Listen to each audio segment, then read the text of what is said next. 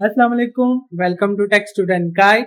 मैं हूं आपका टीचर राखील और आज हम देखेंगे करियर इसेंशियल की क्लास नंबर 2 जो कि बहुत ही मजेदार है। आज हम कंपैरिजन देखेंगे फ्रीलांसिंग, एंटरप्रेन्योरशिप और स्टार्टअप का। तो हर पर्सन कहता है कि यार फ्रीलांसिंग और एंटरप्रेन्योरशिप तो हमने सुना हुआ है, स्टार्टअप क्या होता है। तो हम देखेंगे कि ये बिल्कुल तीनों चीजें आपस में इंटरलिंक है और ये किस तरीके से आप स्टेप बाय स्टेप पहले फ्रीलांसर फिर एंटरप्रेन्योर फिर स्टार्टअप के अंदर मूव करते हैं। तो चलिए स्टार्ट करते हैं।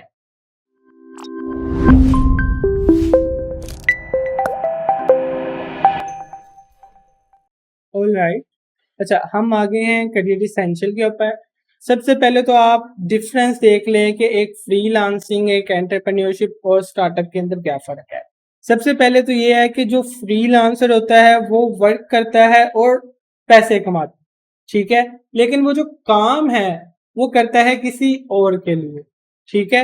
एंटरप्रेन्योरशिप भी वर्क करता है, ठीक है, और पैसे कमाता है। स्टार्टअप भी वर्क करता है और पैसे कमाता है।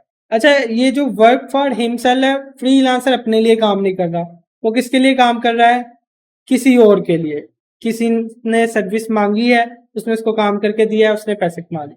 एंटरप्रेन्योरशिप में ये होता है कि आप अपने लिए ही काम कर रहे हो। आपने एक बिजनेस ओपन कर लिया, आपने अमेजोन का अकाउंट ओपन कर लिया, आपने कोई एजेंसी वगैरह का ओपन कर ली, तो वो अपने लिए काम कर रहा है, किसी और पर्सन के लिए काम नहीं कर रहा, ठीक है। स्टार्टअप के अंदर भी यही होता है कि आप अपने लिए ही काम कर रहे हो और उससे पैसे कमाओगे। इसके बाद हमारे पास आ जाती है टीम ऑफ एम्प्लॉयज। एम्प्लॉयज होते हैं जिनको हम पैसे दे के रखते हैं। तो जो एंटरप्रेन्योरशिप है ना, उसके अंदर आप ये कह सकते हो कि आपने एक छोटी सी एजेंसी खोल ली है और उस एजेंसी के अंदर आपने 5 लोगों को टीम में रख लिया है। तो ये एंटरप्रेन्योरशिप के अंदर आता है, ठीक है। स्टार्टअप में भी ये है कि आप स्टार्टअप के अंदर भी 3-4 लोगों को ऐड कर सकते हो, ठीक है। लेकिन जो टीम ऑफ एंटरप्रेन्योरशिप है कि स्टार्टअप के अंदर ये जो एंटरप्रेन्योर था ना, जिसने आगे लोगों को रखा हुआ था, एंटरप्रेन्योर्स ही मिलके स्टार्टअप बनाते हैं, ठीक है। हो सकता है कि स्टार्टअप मल्टीपल लोगों को एम्प्लॉयज भी रखे, लेकिन स्टार्टिंग के अंदर जो स्टार्टअप होता है ना, वो बेसिकली एंटरप्रेन्योरशिप के ही 3-4 लोग होते हैं। फॉर एग्जाम्पल, मैंने एक अमेजोन का काम स्टार्ट किया है, 3-4 और लोग हैं, उन सब ने काम स्टार्ट किया है। मैं करता हूँ अमेजोन हंटिंग के ऊपर, एक पर्सन करता है अमेजोन पीपीसी के ऊपर। तो आप 2-3 अलग-अलग फील्ड्स हैं, सेम फील्ड में आप इनको कंबाइन करके एक स्टार्टअप स्टार्ट कर लेते हो जिसके अंदर आप सारी सर्विसेज दे रहे हो। तो बेसिकली ये क्या बन गया हमारे पास? एक स्टार्टअप। और जब हम अपनी कंपनी बना के उसके अंदर एम्प्लॉयज रख लेते हैं तो फिर वो कंपनी वाली या बिजनेस कैटेगरी के अंदर चला जाता है। तो ये एक बेसिक डिफरेंस है फ्रीलांसिंग, एंटरप्रेन्योरशिप और स्टार्टअप के अंदर। इसके बाद हमारे पास आ जाता है फ्लो ऑफ बिजनेस। सबसे पहले आप लर्नर होते हो, आप कोई ना कोई चीज सीखना शुरू करते हो, आप लर्न करते हो, स्किल सेट्स गेन करते हो, उसके बाद आप जाते हो फ्रीलांसिंग के ऊपर। आप वो स्किल बेच के पैसे कमाते हो, किसी और के लिए काम करते हो और पैसे कमाते हो। फिर आप इतने ज्यादा पैसे कमा लेते हो या सेविंग कर लेते हो कि आप अब कहते हो कि यार ये काम अगर मैं अपने लिए ही करूं तो मैं ज्यादा पैसे कमा सकता। तो आप ये क्या करना शुरू कर देते हो? एंटरप्रेन्योरशिप, ठीक है। जब एंटरप्रेन्योरशिप के अंदर फिर आप 5-6 एम्प्लॉयज रखते हो या एक टीम बनाते हो, पैसे कमाना स्टार्ट कर देते हो, फिर आप चाहते हो कि यार मैंने इसको स्केल करना है, मैंने इसको कंपनी बनाना है और बड़े लेवल पे खेलना है। तो उससे पहले एक जो प्री कंपनी है उसके लिए आप करते हो स्टार्टअप स्टार्ट, ठीक है। फिर आप स्टार्टअप के अंदर जाते हो, स्टार्टअप के अंदर आप देखते हो कि कैसे हमने बिजनेस मॉडल बनाना है, कैसे नहीं बनाना। ये सारी चीजें देखने के बाद आप फिर अपनी कंपनी बना के उसको प्रॉपर तरीके से एस्टेब्लिश करते हैं, ठीक है। ये एक फ्लो होता है जो कि आपका बिजनेस का फ्लो है, जो हर पर्सन को फॉलो करना पड़ता है। अच्छा, इसके बाद हमारे पास आ जाती है फ्रीलांसिंग। इसके अंदर सिर्फ फैक्ट्स हैं, हम ओवरव्यू ही देख रहे हैं इस वीडियो के अंदर कि क्या क्या चीजें होंगी। एक चीज तो ये है कि जो फ्रीलांसिंग है उसके लिए टाइम है, कि टाइम की कोई पाबंदी नहीं है। दूसरी चीज ये है कि वो सेल्फ बॉस है, कि वो जब चाहे वो काम करता है। लेकिन इसके अंदर ये मतलब नहीं है कि वो काम ही नहीं करेगा या वो कहता है यार मैं आज नहीं काम कर रहा। बेसिकली उसके पास एक टाइमलाइन है कि 3 दिन में चीज डिलीवर करनी है। 3 दिन के अंदर बेशक वो लास्ट घंटे के अंदर कर दे या पहले दिन ही करके रख ले और 3 दिन के बाद डिलीवर कर दे। इसके बाद है कि आप लोग समझ रहे थे कि फ्रीलांसिंग जो है वो इजी है। फ्रीलांसिंग सबसे मुश्किल है, जॉब से मुश्किल है।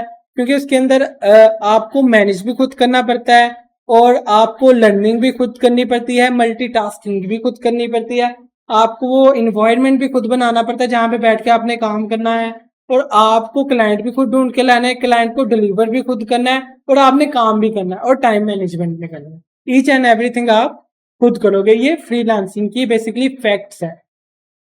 इसके बाद हमारे पास एंटरप्रेन्योरशिप के फैक्ट्स ये है कि उसके अंदर आप एक स्किल के अंदर माहिर हो जाते हो, ठीक है। उसके बाद आप पैसे कमा रहे होते हो एंटरप्रेन्योरशिप के अंदर। तीसरी चीज ये है कि आप टीम बिल्डिंग की तरफ जाते हो, 1 पर्सन रखा, 2 पर्सन रखे, 3 पर्सन रखे, या एंटरप्रेन्योरशिप के अंदर जा रहे हो, या फिर एक एंटरप्रेन्योर दूसरे एंटरप्रेन्योर के साथ मिल रहा है।